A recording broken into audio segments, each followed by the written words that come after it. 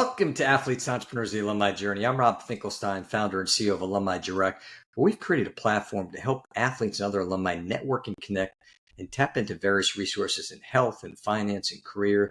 But more importantly, this show is all about athletes transitioning out of sport. We interview former college and professional athletes, and we talk about their journey, their transition out of sport, ultimately into successful business leadership and entrepreneurship. And it's all about teaching inspiring athletes that there is life after sports. So excited today to have Linda Martindale. How you doing, Linda? Doing great. Thanks for having me, Rob. It's a pleasure. So Linda was a basketball player. She played at University of Arizona. And then, my head's spinning. She does so much. I mean, she got into the fashion industry, which she's still involved as a consultant, but then kept her love of the sport as a coach. She coached high school basketball, coached a little bit of college, and went back to high school basketball. And she does both the girls and she coaches high school boys, which we talked a little bit about offline. And she now today, along with all that, she has a successful podcast called Game Changers with Linda Martindale, which I'm excited to listen to and watch. And then she also is the owner and founder of Martindale Coaching, and where she's a mental health coach. It just really works, especially the topic we're talking about today, with athletes and others, and helping them in their journeys. So Linda, let's start talking about playing sports growing up. How did that shape you leading up into college? Yeah, I mean, sports was such a big part of my life growing up. I'm one of four kids. All four kids played sports. My dad was a coach. So we were just around it all the time. And it was something that we had a competitive spirit really young, coming from a big family. When I was in high school, I thought potentially I could play at the next level and had coaches who sort of encouraged me to do that. And when I started playing in college, I realized that was a huge jump. I mean, it's an even bigger jump now, but back then it was a big jump into a reality of college sports being a full-time job in addition to being a student, I would say. Yeah, it's a lot to it, and you hear different things, and it's across all sports, and that's one thing we talk a little bit about, and I'll get into a little bit about the whole DNA of the athlete and the skill set and all that, and just similarities, between sports, just, when it comes to mentality, for example. So let's talk about when you were in college, was there any education about the transition out of sport ultimately? Now, whether it was not just like a one-day thing, but like whether it was a continual workshop or education on it, like a class that was mandated? I don't recall there was, honestly. I mean, I think being a student athlete back when I was, the student in front of the athlete was more prevalent. We knew that getting our education was critical, and part of the job was to go to class and to become educated. So for me personally, I remember there was no WNBA. It was coming. Some of the people I played against ended up playing in the WNBA, but it was just coming around that time. Playing past college was not a thing for me. And getting an education and finding a job was kind of up to me at that time, I would say. Yeah, and I think that's kind of prevalent. Same thing for me. I ran cross country and track in high school and college, and I got hurt my sophomore year. But I think in sports back then and even now, like the ones, I mean, obviously, if people go into the NFL or Major League Baseball, or now, like you mentioned, WNBA, NBA, that wasn't, it was coming around then. So I think all these other sports where even if there is a professional side of it that aren't as pronounced, I think people have that plan B, so to speak, already, that they're going to college and they're going to enjoy their sport, but ultimately they know that they're going to transition out. Yeah, I agree. And what have you seen? Now you've got the athletic gene. It was started with your dad, all through. You said you and your siblings, and now your kids, and several of them have been Division I athletes as well. Are you seeing anything now in either the schools that they're at or ones that they were at, where they are making more of a concerted effort to kind of teach what's next?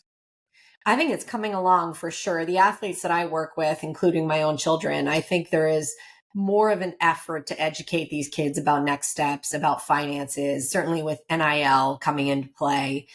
There's more of a pressing issue to understand, the business of your sport.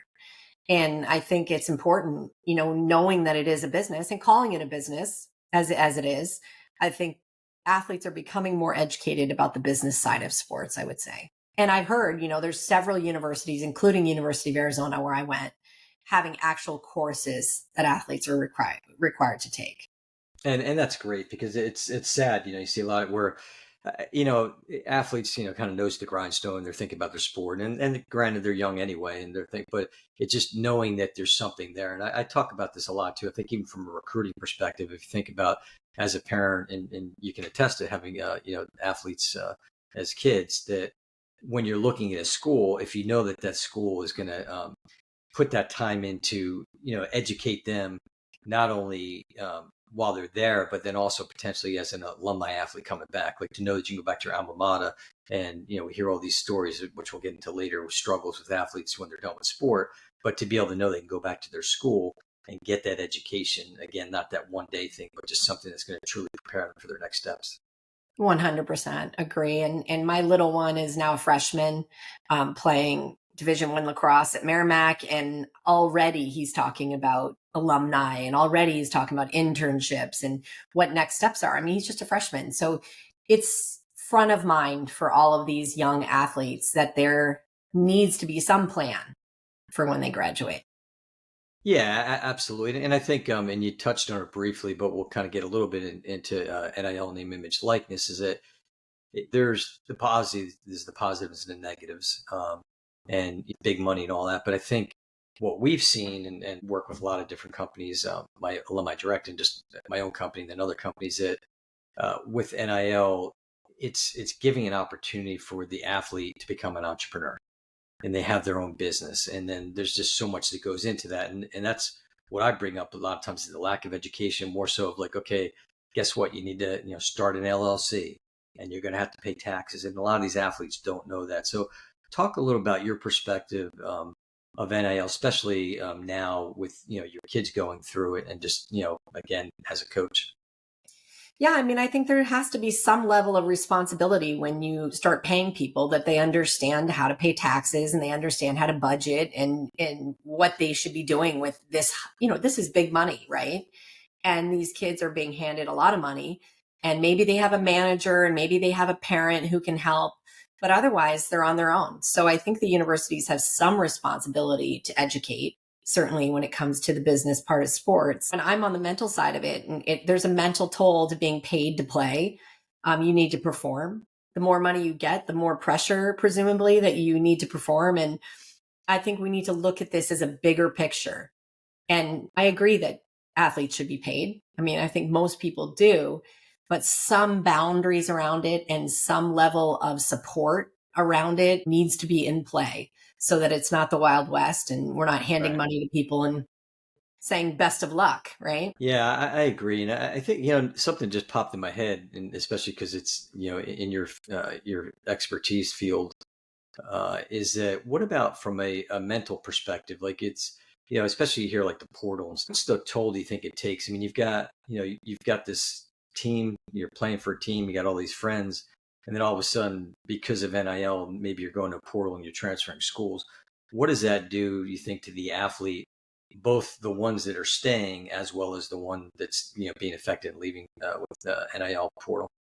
Yeah, it's a huge deal. I mean, we know that being connected is really, really important as human beings, as young human beings. So asking athletes to connect with their team, to connect with their coaching staff, to connect with the university, these are really important things to mental satisfaction and happiness. And so this idea that we are going to jump ship when we get offered more money or somebody else gets money and it turns into a big money, money, money thing, what happens to connections? What happens to people feeling connected to their programs and their staff? And it's a big issue. So I think making sure that there's some level of support, for athletes in the transfer portal, and it's looming. And if you perform, you can get paid more. And what does that mean to your teammates? We don't want there to be separation amongst teammates competing for playing time so that they can get paid more. I mean, we want you to compete and be part of a collective thing to, have team success.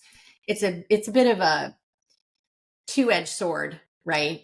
We want you to be paid, but we also want you to forget about getting paid and worry about your team and your university. So it's complicated. Yeah, I agree. It's something, just, again, it gets back to maybe more education on it. And it's hard because, you think about, you grow up and you're playing sports and you've got your teams, and like, whether it's little league or like whatever the sport is, and you've got the camaraderie, especially when you start getting to competitive level and you've got this team, your teammates. And so now all of a sudden it's kind of changing the dynamic, is that you still have that team in college, but now that's being disrupted because of the NIL. And again, like I said, I think there's obviously positive and negatives to it. Yeah, I mean, the transfer portal and the NIL are two separate things, although they're seemingly quite tied together now. But either way you look at it, whether you're looking about getting paid and about being driven by the money piece of it, the transfer portal makes it very easy to switch teams over and over and over. So, I mean, literally, we know a lot of athletes who go to 4 different schools. They play for 4 different teams. Their loyalty is not to an individual team. It is to whoever will pay them the most. It's complicated. And we really do know that connecting is important. So there should be some guidelines on how this should work for a young athlete who has to start over every year at a new school, new program, new team, new staff. I mean, it's harder than I think we're giving these young athletes credit for. Yeah, maybe it's they put something into play of like a kind of like baseball, for example. Once you start at a school, you can't be changed with NIL. But let's say you can't get drafted into the professional baseball until after your junior year, once you start playing college ball. So maybe it's something like that they put in some type of guardrails per se, where they, you have to be at a school maybe for 2 years or something. I've also heard them talking about how some of these programs are saying, okay, well, you transfer, but guess what? You owe us the money back. So I guess that would be another deterrent as well. Yeah, I wonder if maybe just the 2 year. So, you have to do 2 years. I mean, we'd have to be a little more careful about how we choose schools and how coaches choose us.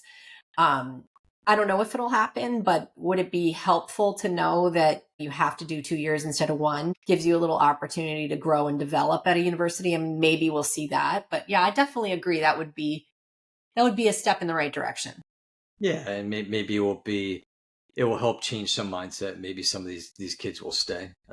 But it's always going to be there. So let's kind of segue. And it was, you talked, you mentioned connecting and all that. So let's talk about networking and connecting and the importance of doing it while you're still playing.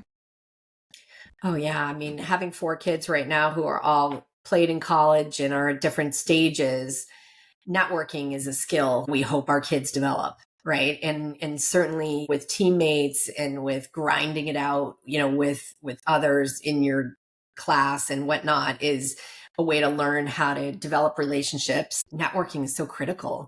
And oftentimes the kids don't figure it out till maybe they've graduated.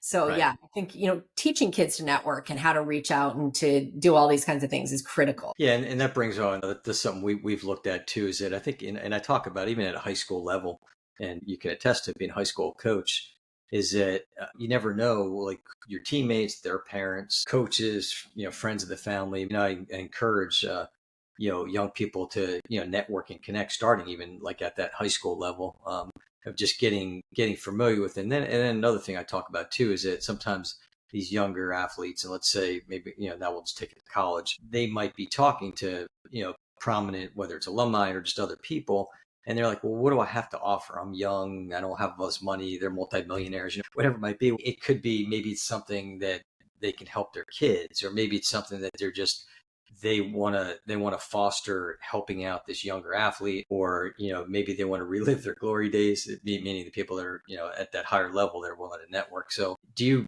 talk to your team and your kids about that, like at that younger level? Yeah, I mean, we don't really use the word networking when they're this young because it's a little over their head, but I think one of the issues for college athletes too is a lot of them have never had a job because their job is their sport. And so they go through college, all these years of college, and they finish and they say, "What am I good at? I've never even had a job. How am I going to get hired when my resume says I played, baseball at X school and that's it?"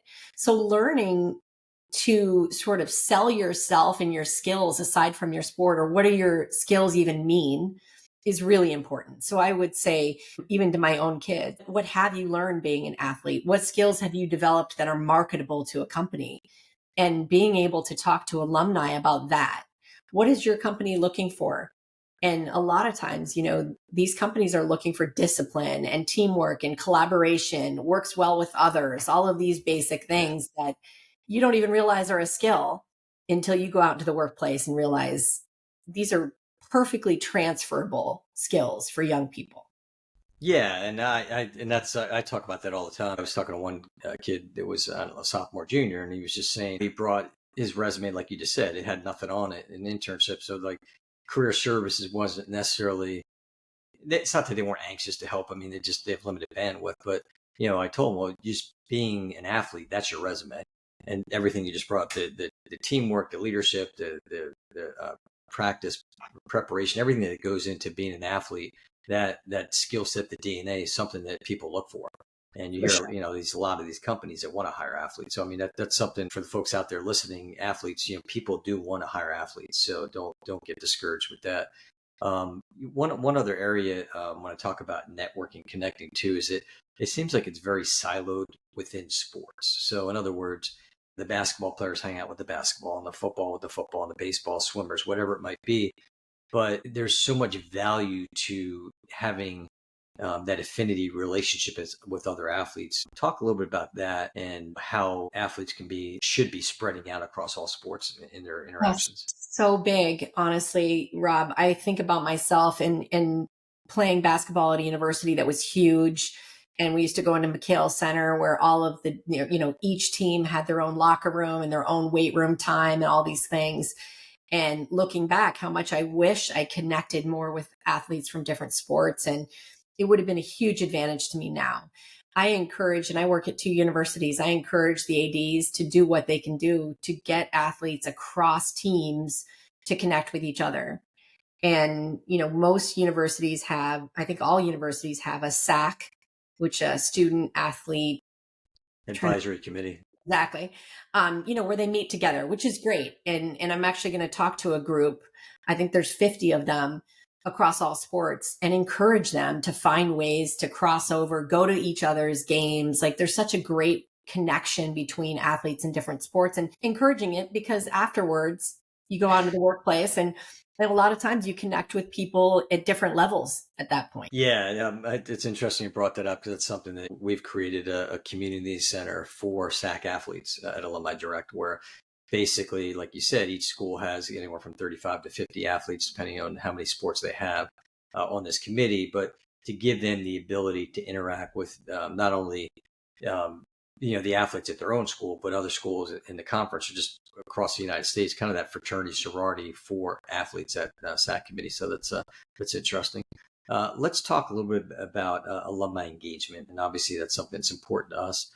When you were at school, were athletes coming back to interact with the players, not just for the homecoming game or the golf, but I mean, was the school bringing athletes back? Yeah, definitely. And there's always, you get part of the Wildcat Club, at Arizona, where you start to get to hear about other athletes. My freshman year, I actually played at University of Alaska, Anchorage.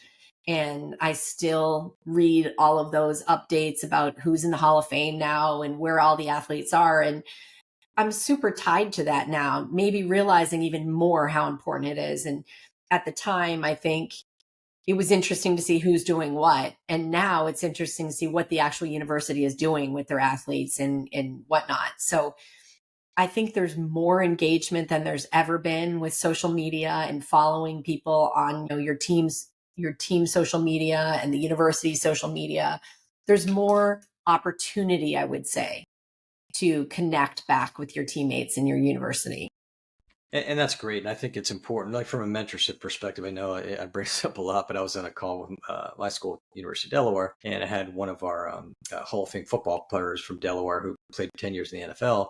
And the two of us were on and just talking about mentoring.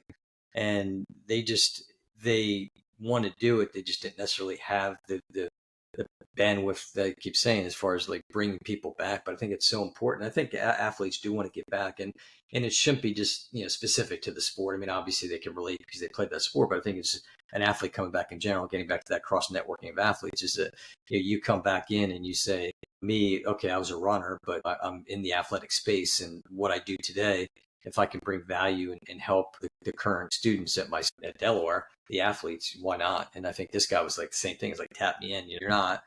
I'm here. Just I'm willing to help. I mean, what are you seeing?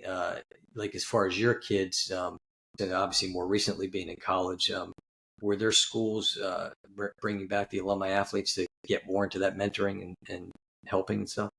Yeah, so I would say, my son was a basketball player and he played at 3 different schools, which is really common. Most of his friends played at several different schools. So it becomes a little more complicated Yeah. because he's very tied to Holy Cross, where he played his first 2 years, and then he played 2 years at University of Pacific, and his final year at Cal State Northridge. So he has some connection to each one of those schools, a little bit different.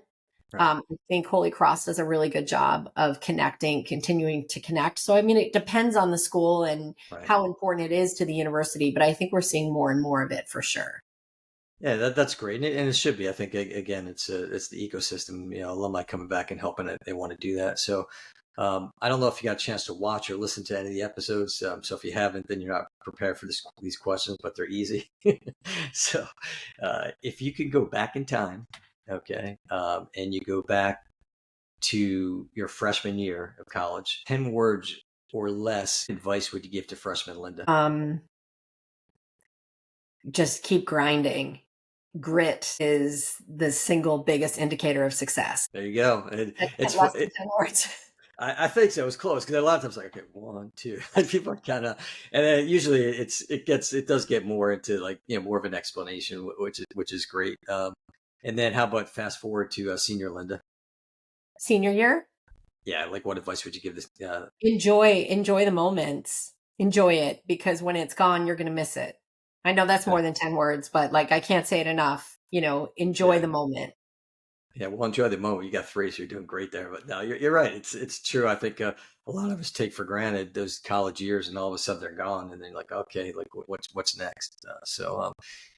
Let's talk about your transition out of sports. So you played sports your whole life, and now all of a sudden, your playing days are over. I mean, obviously, you're still connected to basketball with the coaching, but talk about how that was when you were finished. Yeah, that was really hard. Obviously, when you're ambitious and you're used to competing, and competing is such a huge part of who you are, to go out into the world, like trying to find the wins, trying to find wins outside of your sport. For me, I lived in New York City and I played in, Chelsea Piers Basketball League. There was a lot of college basketball players who played. I also played in a volleyball league. So like I continued to have sports be a big part of my life. And then I transitioned into coaching. So sports was always in the forefront of everything that I did. And I know athletes need to find ways to compete, need to find ways to be connected to Yeah, sports in general. And there's a lot of opportunity for that. But that goes back to networking. That yeah, goes to connecting with other people and trying to find ways to, you know, be involved in sports in a way that makes sense. I mean, if you're lucky enough to work in sports, that's great, but a lot of people aren't. And they need to find ways to connect to sports in other ways. yeah. That's so important, and I think the transition out of sport can be very difficult, and we'll kind of dig more deeper into that as we talk about your business. But I think one of the things you see is that a lot of times the athlete identifies themselves as the athlete and not the person. And that's some of the biggest challenges is that they come out of school, they're done playing, and they're like, okay, what do I do with my life? And then even back to touch a little bit on the networking connecting, but I've talked to some agents and they say that the problem is that some of these athletes, they don't do that while they're playing, and then they get done and they're like, okay, where's my, six-figure sales job or whatever? Well, it's not there because, you didn't build those relationships. It doesn't just get handed to you. And I think that's somewhat of the challenge. So, uh, why don't we jump into it with your, you went through the fashion industry and still involved with that. You're in the coaching space, with all these athletes, but then you got into, the mental health side of things. So talk a little bit about your business and some of the things you're doing there. Yeah, I mean, I agree with you. There's people identify as their sport. I'm a basketball player, I'm a baseball player, I'm a swimmer. You hear I am, and the sport comes after that a lot. And so it's really complicated when you leave your sport and you're like, well, who am I now? If I'm not a swimmer, I'm not a hockey player, like who am I? And I think connecting with other athletes who get it and finding ways to continue to compete and to love your sport from a different angle, so to speak, is really important. And things like Spartan races and marathons and ways to compete in addition to your job is really, really important. And, understanding that you're more than just your sport is critical. And, we hear it a lot, but it's hard to tell an athlete that you're more than your sport. So the earlier we can connect them to alumni, the better. The earlier that they can say, wow, so you're actually doing a really cool job and you used to be a hockey player. That's amazing. And that shows them you're more than just a hockey player. You can have a cool job and have a great life, and you can be more than just that is so important, because we feel like, is there life after running? Is there life after basketball? And there is, obviously. So that's where Alumni Direct comes in, showing them that there is life outside of their sport, and a cool life and a fun life. And you can do sports in other ways and actually have a job that pays you to have a good life. So there it is, right?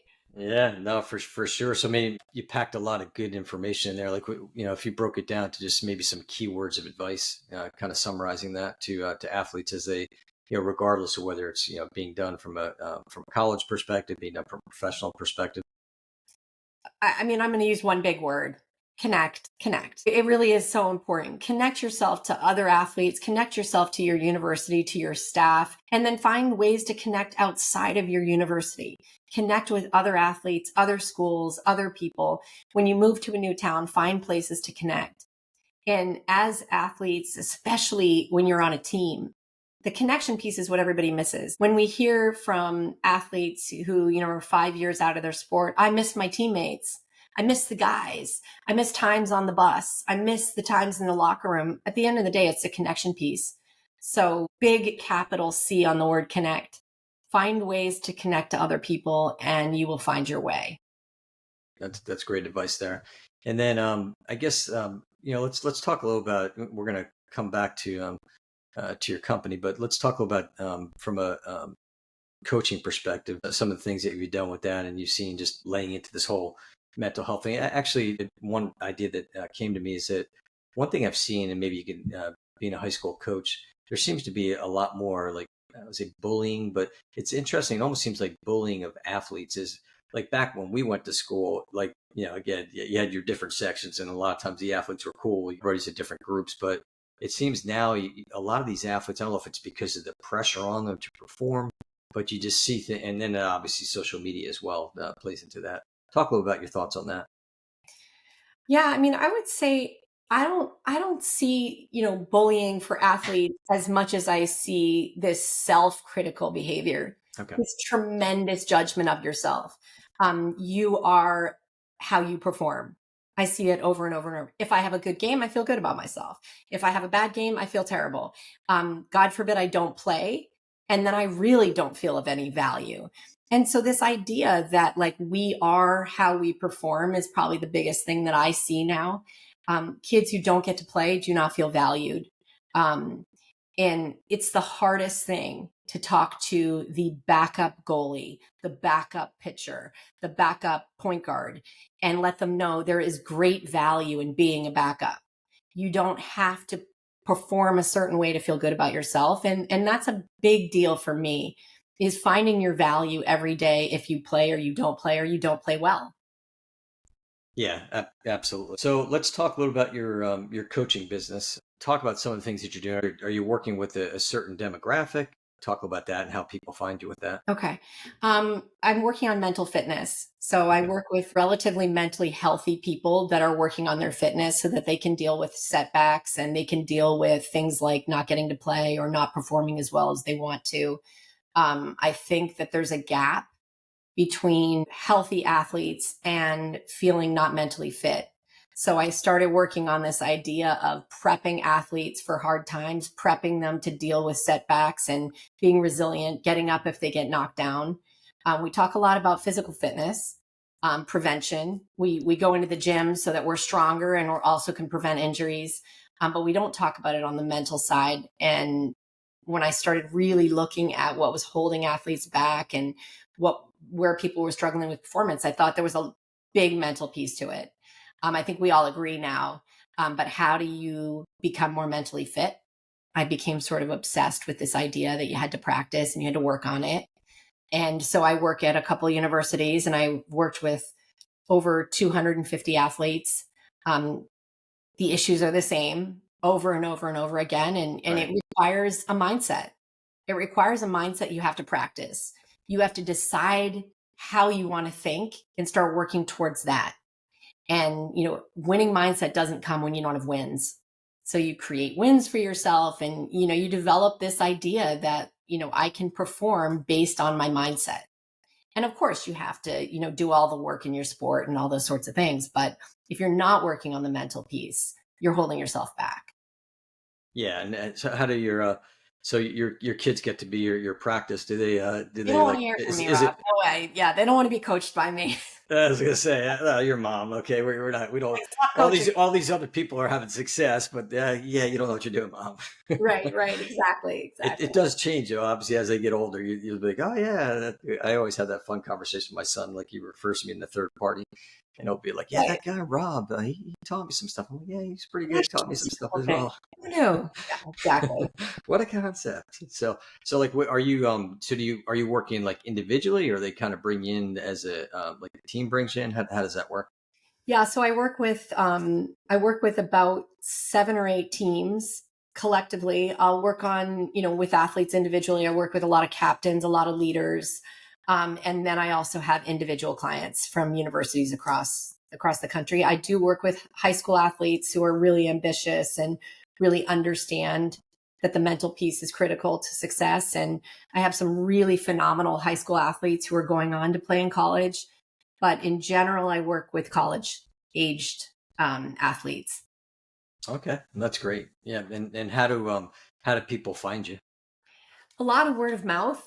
A lot of athletes, recommend people on their teams and people in their schools. But I have a website, martindalecoaching.com. And I, yeah, I would say that's probably the best way to reach out is through my website and through social media. I get a lot of people reach out to me and DM me, have questions, and we kind of start from there.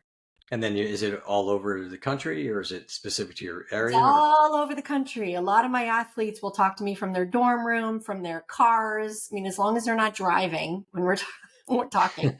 I have a lot of athletes who sit in their car because it's a quiet place, yeah. and they want to talk about how they feel about what's going on in their teams and what's going on with their performance, and how do I get better. That's the bottom line. Like, how do I get better? I want to be better, and a lot of times the mental piece is what's missing. Changing the mindset, the way they think, changes the way they perform ultimately. So it's usually an athlete's that right at the edge of sort of realizing their own greatness and they're just slightly off and they want to be better. So I would say that's kind of how it goes. All right. And lastly, let's talk quickly as fellow podcasters, talk a little about your podcast. Yeah, so my podcast, I'm kind of obsessed with this idea that, why don't you quit? When things aren't going your way, I feel like innately I've been a quitter. I've been one of those people that's like, how do I get out of this? And I became fascinated by people who they don't quit. And my podcast is about athletes facing hard times, setbacks, really tough things, and how they come back. And I would say I've gotten to talk to some of the most incredible people with these unbelievable stories in their sport and why they didn't give up, why they didn't quit, and how they tasted glory again. So I get the great privilege of talking to some very cool people. Okay. And then the podcast name again. Game Changers with Linda Martindale. Okay. And it can be found, I guess, across all the different Spotify and Apple and Yeah. YouTube and all those good things. Yes. Yeah. Well, that's great. Great. It definitely, people have to reach out and listen and watch the podcast, as well as reaching out to Linda for coaching help. You can find us at alumnidirect.com. Our podcast, Athletes Entrepreneurs Alumni Journey, is across all the different networks, the Spotify and Apple, and also YouTube. And I really encourage athletes to watch it. We want to get more following. I think there's every week we get so much great, I call them the nuggets, but great nuggets from today from Linda and from our other athletes across all these different sports. And I think it's so important as athletes do struggle with transition out of sport, and we really want to make a difference and help. So Linda, this has been great. Really appreciate it. Yeah. Thanks for doing what you do, Rob. Appreciate it. That's my pleasure.